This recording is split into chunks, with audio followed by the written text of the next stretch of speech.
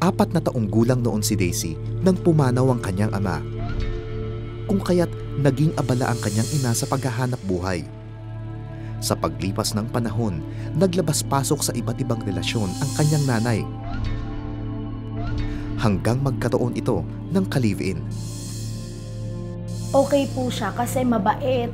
Talagang pinakita niya na magiging ama siya para din sa akin. Kasi nga po, wala na po akong tatay. Nagtaka po ako, parang nagbago unti-unti yung tingin niya sa akin. Hanggang sa dumating sa point na out of limit na po talaga. Na ina-abuse na po niya ako. Hinawakan po niya yung parte ng katawan ko.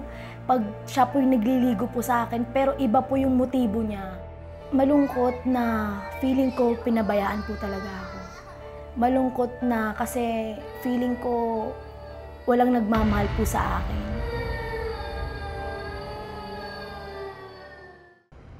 Nanatiling isang malaking lihim ang mga pangyayaring iyon hanggang sa magkaroon siya ng kapatid sa abusadong kinakasama ng ina.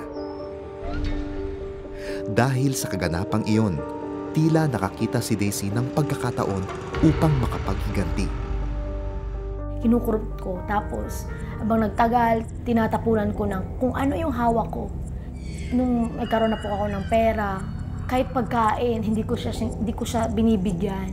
Hindi ko siya pinapansin, hindi ko siya inaalagaan. Wala po talagang pakialam sa kanya.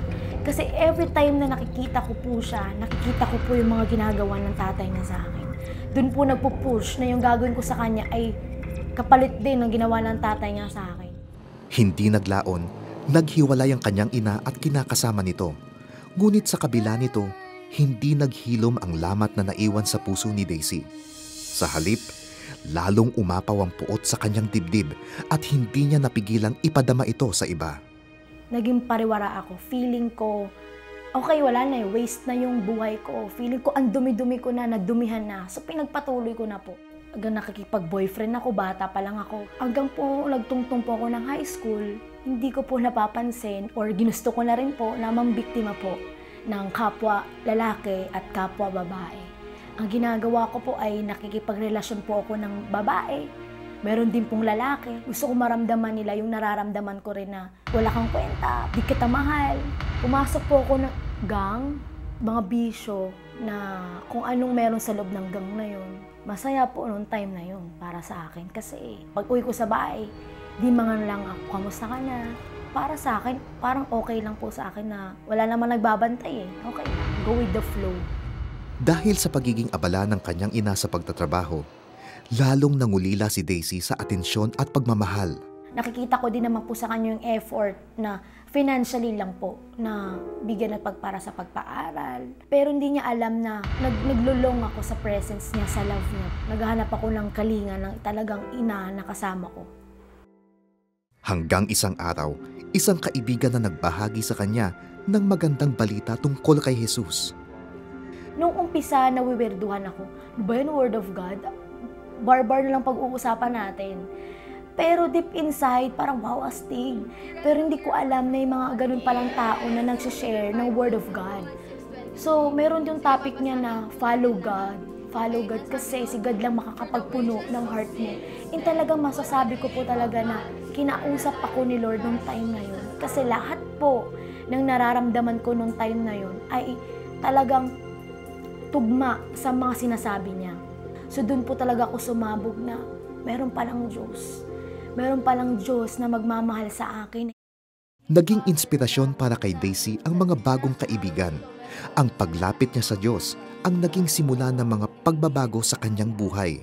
Naging busy po ako sa pag-serve kay God. Ginawa ko yon para makalimutan ko unti-unti lahat ng memory na ginawa po sa akin dati. Nagsisell po ako, nag-share po ako ng gospel. Kasi alam ko na si God lang din yung kailangan nila. Kasi alam ko deep inside, kahit nagbabar sila, kahit na marami silang kaibigan, pero alam ko, paralyzed yung soul nila at naghahanap sila ng totoong kaibigan nila, which is si God. Higit sa lahat, nang maramdaman niya ang pag-ibig ni Jesus, hindi napigilan ni Daisy na ipadama ito sa iba, lalo't higit sa kanyang pamilya. Sinuko ko lahat sa Diyos, lahat-lahat ng sama ng loob, galit sa nanay ko or dun sa stepdad ko, and lahat ng bisyo, lahat ng masama na hindi naman dapat talaga gawin. Unforgiveness din na pagiging sa kapatid ko, na doon ko binato sa kanya lahat ng ginawa sa akin ng tatay niya. Ang ginawa ko po, nagkaroon po ako ng mindset na love God and loving people.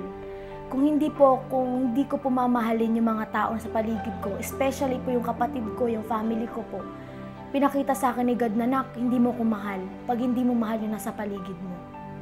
Doon po nagsimula na mamahalin ko yung kapatid ko hanggang po ngayon na talagang never ko na po siyang sinigawan or kinurot, never ko na po siyang sinaktan, or never ko na po siya ngayon pinagdamutan.